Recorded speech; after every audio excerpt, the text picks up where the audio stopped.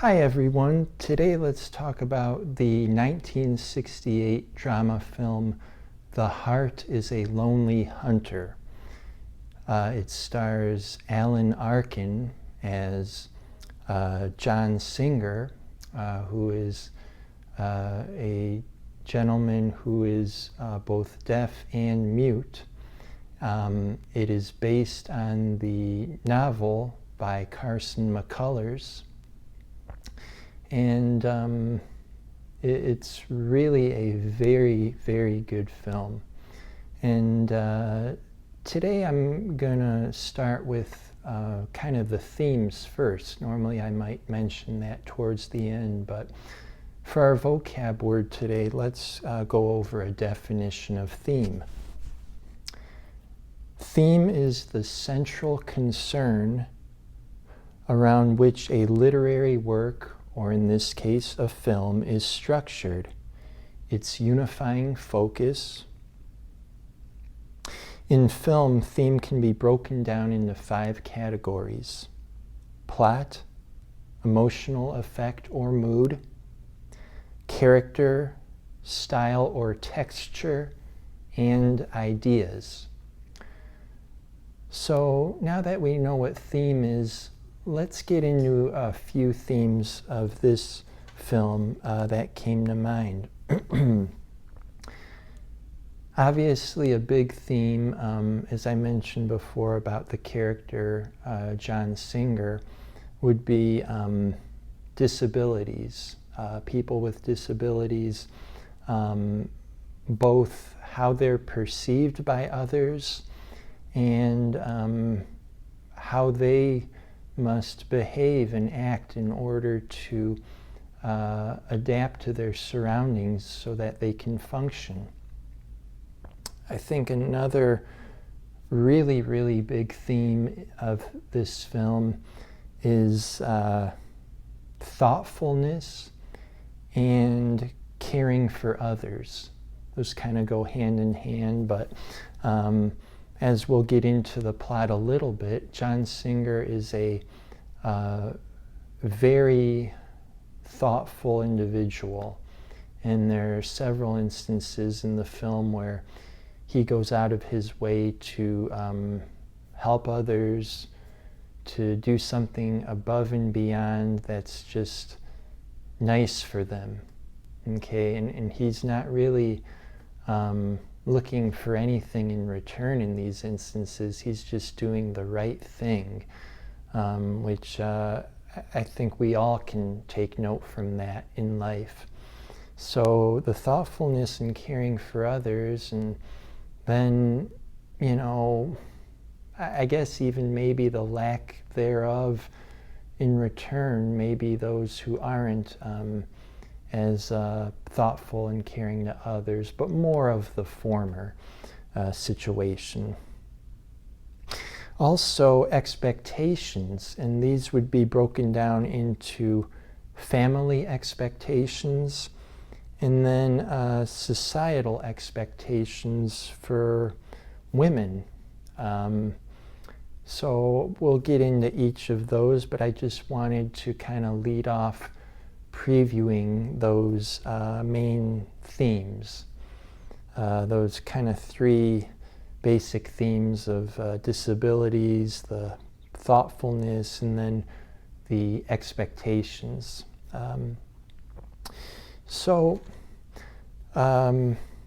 Basically, Alan Arkin's character, John Singer, he moves to a new town to be near a friend of his who, unfortunately, his friend is Spiros, if I remember correctly, and Spiros is, you know, clearly he's, you would say, mentally challenged. So he's sent to an institution, and Spiros is played in this film by Chuck McCann.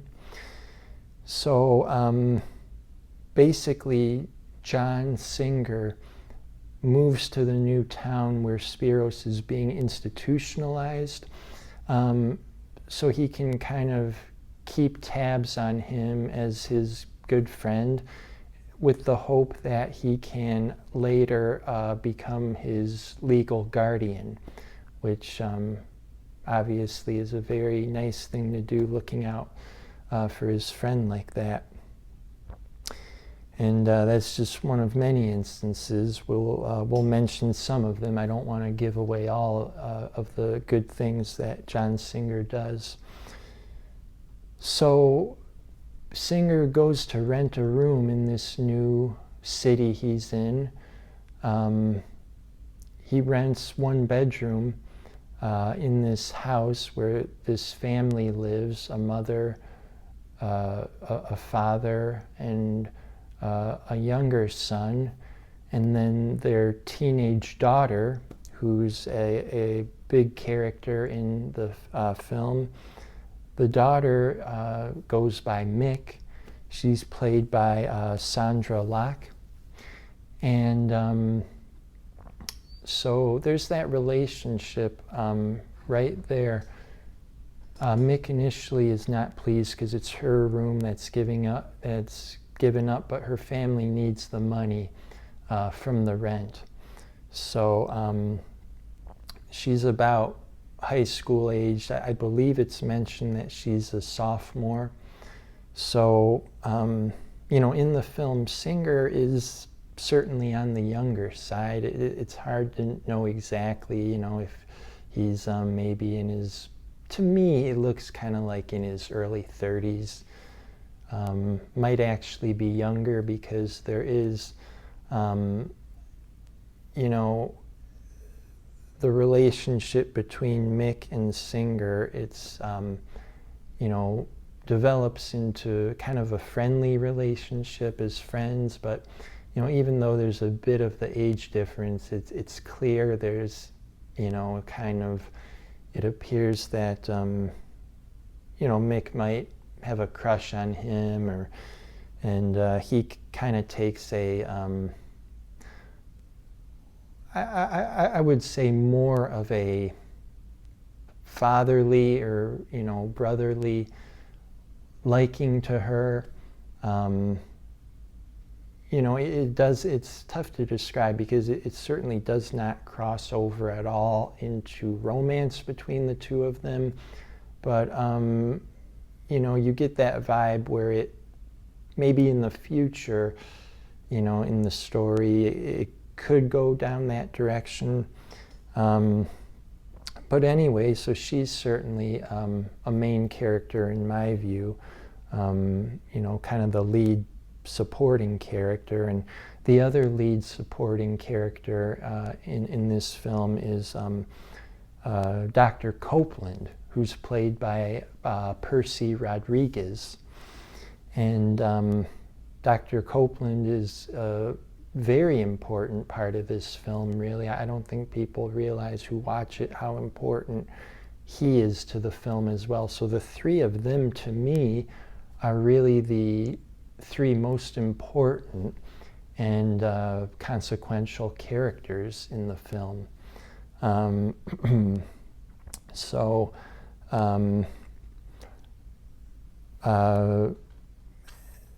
basically, John Singer, he runs into, he's eating at a restaurant, and there's this drunk guy that's kind of bothering everyone in there, and that guy is Jake in the film, and he's played by Stacy Keach. So, basically, to make a long story short, that's how Singer meets Jake, but then that's how he meets Dr. Copeland as well, because Jake gets in a little bit of trouble, and then Dr. Copeland kind of comes into the fray. And there's also another part of the film I didn't mention yet. There's this different kind of racial aspects to the film as well. So because Dr. Copeland is black, and he has a daughter, who apparently lives with him. And so the thing is, with when Singer sees Dr. Copeland, initially Dr. Copeland says that he doesn't treat white people. So that became a bit of an issue, and Singer is able to convince him to treat Jake, and that's how their relationship begins. So, and Dr. Copeland's daughter, Portia, is played by Cicely Tyson, and there's really this tension between Portia and Dr. Copeland, because, well, for one, he really wanted her to follow in his footsteps, to become a doctor, or, something, a profession like that. But Portia really wanted to get married, and also she just is content with working as a maid. So that's one source of tension between the two. The other one is goes back to the racial aspect a little bit, in the sense that Portia really embraces her her African American heritage, whereas Dr. Copeland really does not as much. In Portia's view, she thinks he kind of acts, white in a lot of ways. Even though he treats black people, she doesn't like how he acts. So that's another source of tension in the film. Their frayed relationship between Dr. Copeland and his daughter, Portia. And, I'm not going to give that part away, but that's one of several ways which Singer, tries to do something good to help them out later in the film. That's his thoughtfulness from his heart. One of my favorite scenes in the film is when Singer visits Spiro in his hospital, his mental hospital area, and he brings him a gift. And it's really a well acted scene, well done scene. And Spiros is opening the present, and he sees it's a shirt, or it's clothes, basically.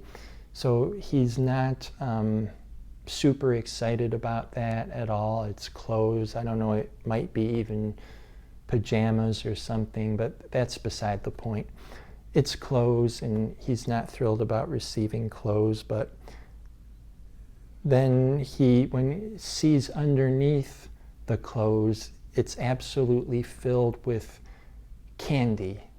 And Spiros is just, his mood shifts 180 degrees, and he is overjoyed and excited to receive all that candy. So that's just another way of Singer's thoughtfulness and caring.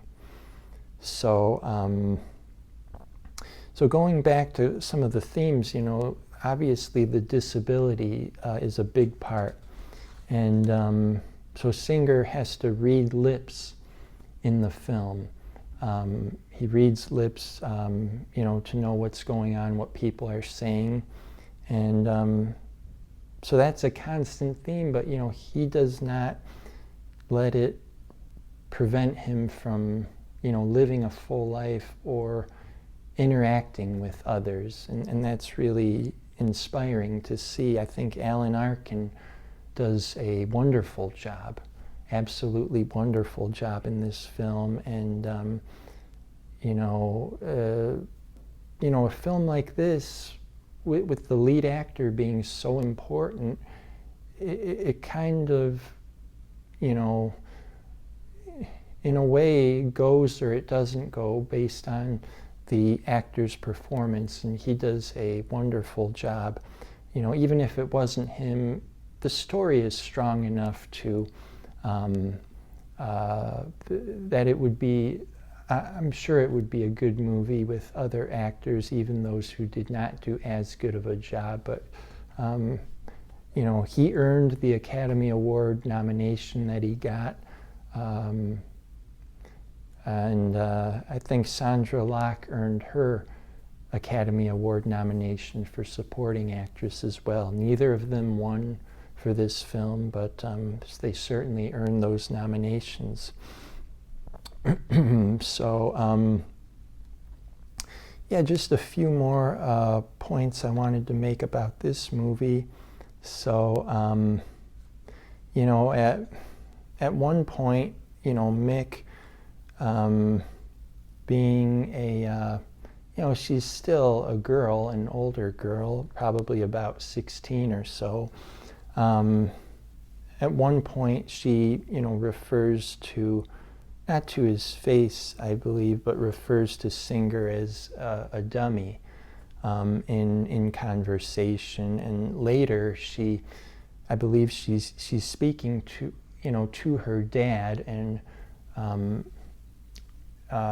she uses the word cripple in conversation, and her dad slaps her at that point. And so yeah, I mean, just an example of, once again, using, she wasn't using the nicest words, when it comes to, to describe those with disabilities. So yeah, this is a film where I can't get too much more into the plot other than some of those scenarios. I mentioned the, interaction with Jake, Singer and Jake, and that evening, Singer let Jake stay overnight in his apartment, or his room, I should say. And again, the very nice gesture. He barely knew the guy, but he felt for him and helped him out there. Another wonderful scene, and this isn't giving, the plot away too much. This goes for the theme of thoughtfulness and caring, where Mick goes to sit outside, I believe, because she doesn't have a ticket, and an orchestral concert, okay? And Singer sees her and sees that she's listening to the music, and so he then plays classical music in his room later on, because he knows she would enjoy that. And again, just very generous, him thinking of her and her, that she might like the music. So, going back to one of the themes we talked about, kind of family expectations with Dr. Copeland and his daughter, and also societal expectations for women are brought up, because Mick's mom is very kind of has a very defeated attitude, and at one point they talk about Mick having to quit school so she can get a job and help support the family. And that also that her mother is very blunt in kind of telling her that she's gonna eventually need to just get married and have kids, and that's kind of what there is to life. And Mick is not thrilled to hear this because, you know, she has some dreams. So yeah, I think that probably covers enough of the plot, and we've explained the themes. And again, this movie is very, very well done. Very progresses thoughtfully. Alan Arkin is tremendous, and the rest of the actors and actresses really do well. There really aren't many, probably there aren't any major holes in this plot at all. I think the plot runs very smoothly, and you know, stuff that happens towards the end is unexpected, and I didn't see it coming for the most part at all. But you know, it's especially once you've seen the whole movie, it kind of, the movie makes you think about you know, it's important to reciprocate, you know, to you know, you know, see how everyone's doing, you know, make sure everyone's doing all right, and you know, that you know, life is challenging even for those who you know, seem to be doing pretty okay. And so yeah, I think that sums up thoughts on the 1968 film The Heart is a Lonely Hunter. Really wonderful film, you know, star-wise. I think I'm okay with giving this one a rating of stars as well. I would say a solid 3.5 out of 4. 3.5 out of 4 stars. That seems pretty like a reasonable rating to give this film. Really, really beautifully photographed film as well. Lots of different scenes in, you know, in the house, the family of Mick's house, and you know, a lot of scenes outdoors and in different restaurants. There's a scene in a, well, they're at a carnival and some stuff happens there. I don't want to give any more of the plot away, but a carnival extended scene. There's a lot of emotion in this film, a lot of raw emotion. So, you know, you really, you know, this is a film about real people, you know, and their emotions. You know, there's so many films that have been released where, you know, where characters don't seem like real people. You know, every character in this film, you know, is very real, you know, and very much could have been this could have been a real story in life, you know, at some time. So there's a lot of positives to the 1968 film The Heart is a Lonely Hunter. And if you have not seen the film, I definitely recommend it. So watch it again, or once is enough. This one, no doubt in my mind, WIA, watch it again. So the 1968 film, The Heart is a Lonely Hunter, I'm definitely saying watch it again. I would definitely watch this again at some point because it really has endearing qualities. You know, it so many ranges. I talked about the emotion of the characters, so many ranges from being downtrodden to exuberant to you know, giving into circumstances to making the best of circumstances to disappointment, to being let down.